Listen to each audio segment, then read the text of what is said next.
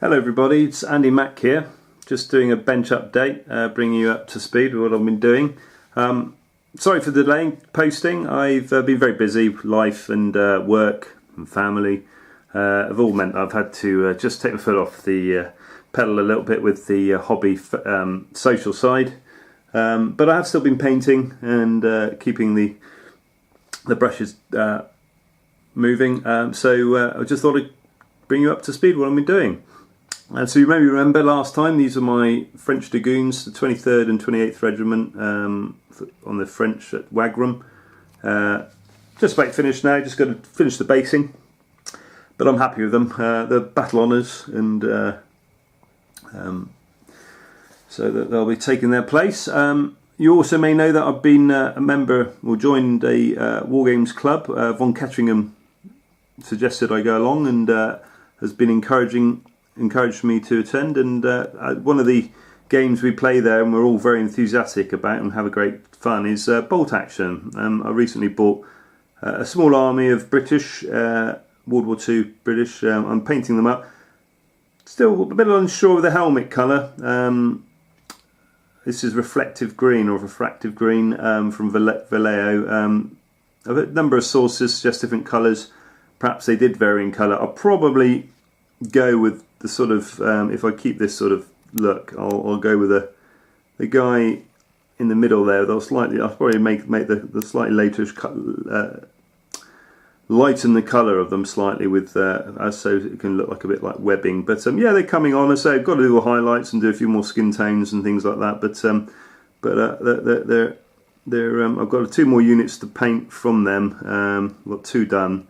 I can't remember what you call a unit now. It's let's re-look at the book. And I've got 2 more to go, and I've also got support weapons, mortars, a Vickers machine gun, officers, and I think that's about it for the moment.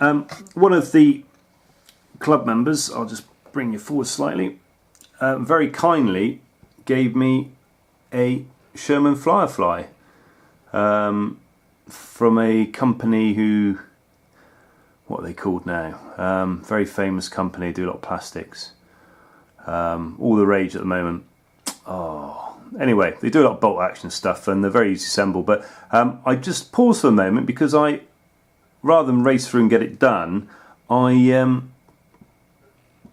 not sure the actual colour you paint the British tanks. So if anyone knows what colour green or where I can source the British tank colour, that would be great, because you just put a line in the comments, because I want to consider painting it before I assemble it fully, so because there are some nooks and crannies which might make it difficult to paint effectively when it's all completely assembled. So yeah, this is from a guy at the club. It's surplus to his requirements, so I'll do him a best effort on it I can to as a token of my thanks, and hopefully it will grace the table and in support of the Allies in our battles to come. We'll keep you posted. Moving on, more goodwill. A friend called Paul has gave me a large number of surplus to requirements, old school figures. As you may know, my armies are very much limited, and by my own intention, to old school figures like minifigs and battle honours, so not AB basically, which are all the rage. I like those type of figures. I like the scale. It's what I started with, and it's what I hopefully will finish with. And I mentioned to a number of people that I was a bit frustrated with eBay. The prices seem to be quite high. There's a lot of business being run from it, which you can't blame people from doing, but it does mean that bargains are harder to find, and also some of the lots that I might like the look of, you often find there's an odd assortment of figures away from what you actually want. So the figures you actually want is only a small part of the lot. So I've kind of given up on eBay, and the amount of time it took me to browse to find stuff I wanted was time I could spend in better ways. So I gave up on eBay. But so there we are, and I do encourage people to, I myself have sent stuff out to people both as thank yous, but also as a surplus to requirement. And as you know, as I seem to be rocketing through middle age here at the moment, the sands of the hourglass of time, of life, sorry, the hourglass of life, the sand seems to be going ever more quickly. So, and there was quite a few figures that I just thought I'd never paint. So I passed them on, and I do intend to keep doing that. I've got some other stuff which I may farm out at some time. Fantasy stuff, would you believe? Warmaster, I think it's called. But Warmaster Fantasy, yeah, Orc Army. So I'll have to try and fish that out somewhere and find somebody who would appreciate it. You know, I wouldn't pass things on if I thought people were going to sell them, but if it's to bolster armies and get people focused into the hobby who may not otherwise be able to either afford or find the stuff they want, then I think that's a good thing, and I do encourage it. So moving on. So yeah, that's and just a sort of token of what I actually got from Paul is 3 boxes like that. So nice, good sized boxes. You may remember my Timecast buildings. These are not finished. Is anything ever finished on my workbench? But they are coming on and they look really good. So I'm going to buy some more of them when I get an opportunity, probably at Warfare in Reading this year. So that's my Timecast buildings. Not quite finished, and I probably want to. The church I want to just tone down a little bit. It's a little bit garish, the yellow there. Although it is a sort of typically German colour, I'm assuming that at this period the colours would be a little bit more wishy-washy because of the not being maintained and that kind of thing. So also at the back, I've been doing building up my my terrain. One of the battles I've hoped to do a battle report on coming soon is one of the early 1809 battles where it was fought over 2 ridges, and one of them being quite wooded. Now, I know we often downsize, and I downsize my buildings, but I do think woods, when we have a wood or something like that, if you look at woods, they are quite big.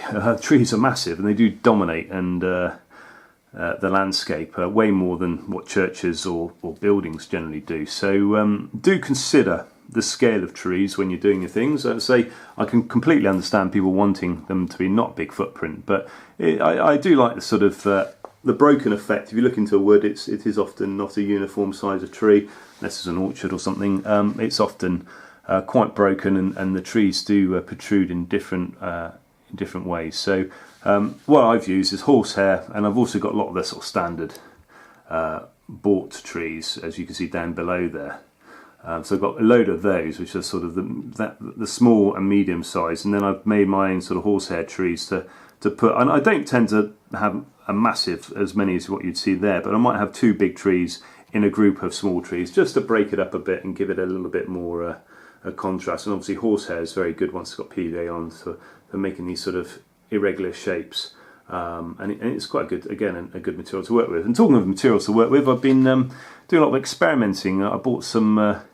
So I'll just bring the camera onto the base. I brought some.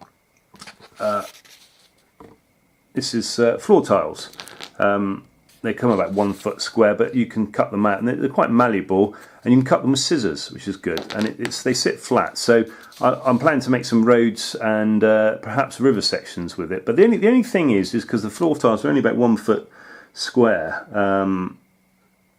maybe slightly over that, but it does mean that if you need a lot of them, if you're having a road, you've got lots of broken sections of road. So I'm in 2 minds about whether to make them for roads, but certainly for bases for my trees, and I'll find some other uses for them.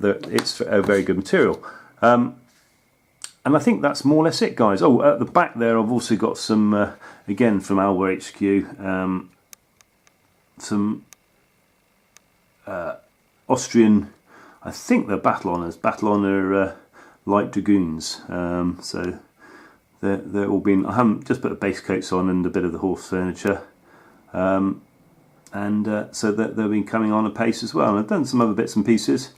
So I hope you enjoyed my little update, and I say I've really enjoyed your postings over the months, and do keep them coming. And also I hope this video reaches you all in good spirits and reasonable.